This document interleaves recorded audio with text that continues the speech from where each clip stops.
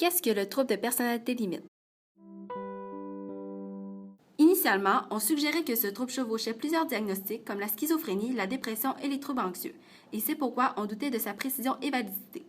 Toutefois, certaines études ont prouvé que le trouble de personnalité limite est un diagnostic distinct. Dès 1938, le psychanalyste américain Adolph Stern a décrit la plupart des symptômes de ce trouble et a émis des hypothèses sur les causes. Plusieurs après lui ont étudié ce trouble, mais c'est Roy Grinker et ses collègues qui ont publié des résultats sur une étude avec des personnes atteintes du trouble de personnalité limite. La prochaine avancée significative a été en 1975 lorsque John Gunderson et Margaret Singer ont publié un article sur ce trouble et ils décrivent les caractéristiques majeures. De plus, Gunderson a publié un instrument spécifique qui permet d'augmenter la précision du diagnostic. C'est d'ailleurs cet instrument qui a permis à plusieurs chercheurs de vérifier la validité et l'intégrité de ce trouble. C'est en 1980, grâce à cet instrument, que le trouble de personnalité limite a fait son apparition dans le DSM-2. Malgré le fait que cette maladie est de plus en plus reconnue, la recherche pour en apprendre plus sur ce trouble continue. À ce jour, les causes du trouble de la personnalité limite ne sont pas bien connues. Toutefois, plusieurs hypothèses neurologiques ont été avancées dans les dernières études. Le cortex cingulaire antérieur. Il s'agit d'une partie du cerveau qui aide à réguler la peur. Il a été démontré dans une étude que la densité de matière grise était diminuée dans certaines parties du cortex cingulaire antérieur chez des patients ayant un TPL. Ceci peut dénoter une anomalie au niveau du fonctionnement de cette partie du cerveau et pourrait expliquer quelques comportements typiques du TPL. L'amygdale. L'amygdale joue un rôle important dans la régulation des émotions, dont la peur.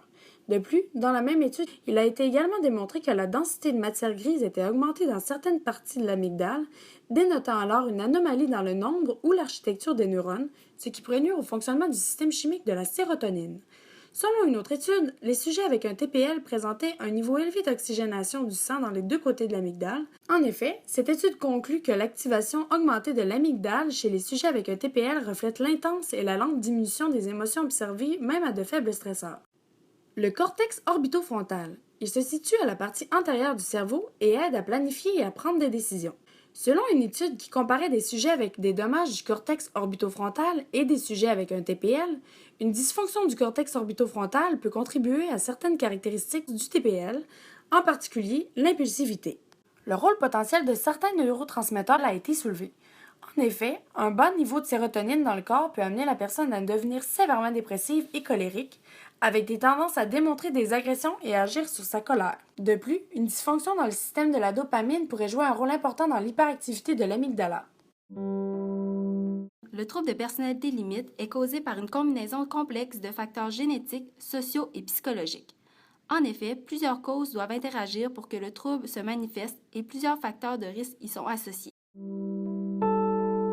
Les facteurs de risque comprennent les expériences pénibles vécues dans l'enfance, telles des ruptures, des deuils précoces, des agressions physiques ou psychologiques, ainsi qu'un tempérament impulsif, une hypersensibilité affective souvent déjà présente à la naissance, ou encore un milieu familial instable caractérisé par de l'imprévisibilité parentale. Actuellement, les théoriciens cliniques sont d'avis que des composantes biogénétiques et environnementales doivent toutes deux être présentes pour le développement du trouble. La plupart des gens pourraient avoir une disposition neurobiologique au TPL.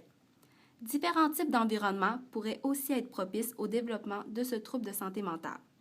La meilleure explication semble être celle de la co-influence de ces facteurs.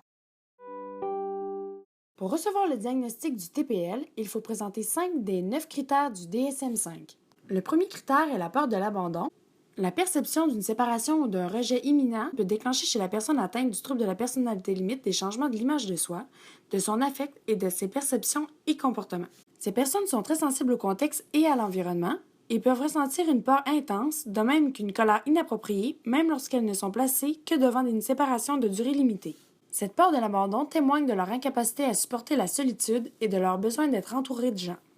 Ces efforts effrénés pour éviter l'abandon peuvent se traduire par des actions impulsives telles que des comportements suicidaires ou d'automutilation. Le deuxième critère est celui des relations instables et intenses, soit des relations interpersonnelles caractérisées par une alternance entre les extrêmes de l'idéalisation et de la dévalorisation. Le troisième critère est celui de la perturbation de l'identité. Ce trouble émane d'une image de soi instable ou indistincte. Les personnes ayant un TPL adoptent souvent les valeurs, les habitudes et les attitudes de ceux avec qui elles se trouvent. Ces personnes n'ont pas appris à bien identifier leurs propres émotions, ni à décoder les motifs et intentions de leurs actions. Le quatrième critère est celui de l'impulsivité. Le comportement impulsif se traduit souvent par l'abus d'alcool ou la toxicomanie, la boulimie, la sexualité à risque et les conduites automobiles dangereuses. Le cinquième critère est celui des comportements suicidaires ou autodestructeurs. Les comportements suicidaires ou auto-agressifs récurrents, comme les tentatives, gestes ou menaces, sont caractéristiques du trouble limite. Le sixième critère est celui de l'instabilité affective. Les changements d'humeur que présentent les personnes ayant un TPL se distinguent de ceux des gens atteints de troubles de l'humeur par la durée. En effet, ces changements d'humeur durent habituellement quelques heures et elles sont rarement soulagées par des périodes de bien-être ou de satisfaction. Ces derniers représentent donc une réactivité extrême au stress, en particulier celui relié aux relations interpersonnelles. Le septième critère est celui d'un sentiment chronique de vide. Il ne s'agit ni d'ennui ni d'angoisse existentielle. Cet état est associé à la solitude et à un grand besoin affectif. Le huitième critère est celui de la colère. Les personnes ressentent de la colère la plupart du temps. La colère peut être provoquée par leur perception qu'une personne significative pour eux les néglige, les prive, les abandonne ou ne se soucie pas d'eux. Enfin, le neuvième critère est celui de la distorsion de la réalité. Les personnes peuvent éprouver des symptômes de dissociation, ce qui signifie un sentiment d'être dépersonnalisé ou que le monde est irréel. Les personnes ayant un TPL peuvent également avoir une conscience d'elles-mêmes irréaliste, croyant que les gens les jugent et parlent d'elles. Le trouble de personnalité limite affecte de 1 à 2 % de la population générale et a une prédominance de 75 % chez les femmes. De plus, 50 % de ces personnes feront des tentatives de suicide et jusqu'à 5 % de ce nombre y parviendront. L'objectif général de ces traitements est de rétablir l'équilibre chimique dans le cerveau. Même si à l'heure actuelle, il n'existe pas de médicaments spécifiques pour le trouble de personnalité limite, ils ont un rôle particulièrement important pour atténuer la fréquence et la gravité de certains symptômes tels que la colère et la dépression. Il est à noter que malgré les bienfaits que la médication peut apporter, celle-ci ne convient pas à tout le monde. Effectivement, il y a toujours la possibilité que les patients ressentent des effets secondaires et l'intensité de ceux-ci varie d'un individu à l'autre. De plus, il y a le risque pour ces personnes d'avoir une trop grande prescription de médicaments, car les symptômes à traiter pour le trouble de la personnalité limite peuvent s'avérer très nombreux. Les médicaments couramment utilisés sont les psychorégulateurs et les antidépresseurs. Dans un premier temps, les psychorégulateurs servent globalement à traiter les troubles de l'humeur. Avec les personnes atteintes de TPL, leur utilisation ne permettra pas une régularisation de leur humeur, mais pourront canaliser leur excès de colère. Ensuite, les antidépresseurs, comme leur nom indique, seront efficaces pour traiter la dépression, mais ils peuvent également apporter de l'aide en ce qui a trait à d'autres problèmes comme l'anxiété, la douleur chronique et la boulimie. Ils permettent aussi d'augmenter la communication entre les cellules nerveuses du cerveau. Les inhibiteurs spécifiques du recaptage de la sérotonine, une sorte d'antidépresseur, sont souvent prescrits pour la TPL, comme le Prozac. Quel est le processus pour avoir le droit à des services en ergothérapie? Donc, au Faubourg Saint-Jean, il y a quand même deux catégories, si on peut dire, de services. Il y a l'hôpital de jour qui est des services à plus court terme, donc c'est un suivi intensif sur 6 semaines. Les gens qui sont référés à l'hôpital de jour, eux proviennent majoritairement des urgences, donc c'est des gens qui ont été en crise, qui ont soit été hospitalisés ou non, mais qui sont passés quand même par l'urgence, qui ont pu faire ou non des tentatives de suicide, ça dépend. Donc, c'est souvent les psychiatres là, de ces urgences-là qui vont nous référer. Sinon, ici, à l'Institut universitaire en santé mentale de Québec, il y a l'unité d'hospitalisation des troubles de personnalité, les références qui vont provenir directement de l'unité J4000 qui vont venir ici. Le volet à plus long terme, si on veut, dans les services réguliers du Faubourg Saint-Jean. Donc là, on parle de gens qui vont être suivis jusqu'à un maximum de 3 ans, finalement, puis il y a différents volets. Il y a le volet plus psychothérapie, le volet réadaptation, le volet des cas complexes instables, puis le volet du suivi psychiatrique. Puis les gens qui sont référés dans nos services réguliers, eux peuvent provenir de plusieurs endroits. Il y a aussi des références de CLSC, des fois des gens qui sont suivis en CLSC, puis les équipes ont de la difficulté, ils ne savent plus comment...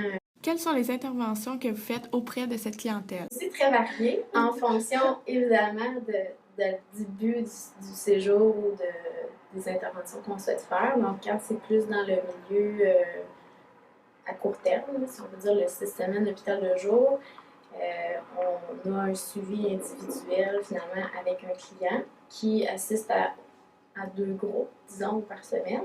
Puis, travailler avec ces gens-là, les problématiques les plus fréquentes, ça va vraiment être autour de l'équilibre de vie, autour de la satisfaction dans la routine quotidienne, dans les engagements occupationnels. On va être vraiment beaucoup dans comment la personne est satisfaite ou non de son quotidien, puis comment on peut l'amener un petit peu plus loin finalement avec ses difficultés, puis essayer de gérer beaucoup les émotions. Puis dans le service plus régulier, ça va être sensiblement les mêmes choses, mais on va pouvoir aller plus en profondeur finalement. Donc, on va beaucoup travailler à partir d'outils motivationnels, les approches motivationnelles aussi. On va utiliser quand même beaucoup les sciences de l'occupation pour essayer de faire connaître à la personne un peu qui elle est, ses valeurs, explorer des intérêts, explorer des nouvelles activités. Puis, il n'y a pas une intervention qui va être la même. T'sais, même si on dit, ben, exemple, on part, un nouveau client, on va partir avec Low Care. On fera pas, Low Care ne sera pas suffisant, d'autres fois oui. Fait qu'il y a aussi la modalité expressive qui est quand même très utilisée avec les troubles de personnalité. On s'en sert quand même beaucoup pour nous pouvoir voir des choses, mais pour que la personne elle-même puisse réaliser des choses. Quels sont les autres intervenants qui travaillent avec ceux souffrant d'un TPL? Ici, il y a des psychologues, des travailleurs sociaux, des infirmiers, des psychiatres, évidemment. On travaille toujours en équipe. Donc, à l'hôpital de jour, on a des réunions, on parle de chaque client, puis on s'assure que on voit toute la même vision de la personne pour essayer de défaire le clivage, pour avoir les mêmes interventions, puis être plus efficace finalement, puis aider mieux la personne. Fait qu'on travaille en équipe. Des questions qu'on avait pour vous. On vous remercie de votre temps. Ben, ça fait plaisir.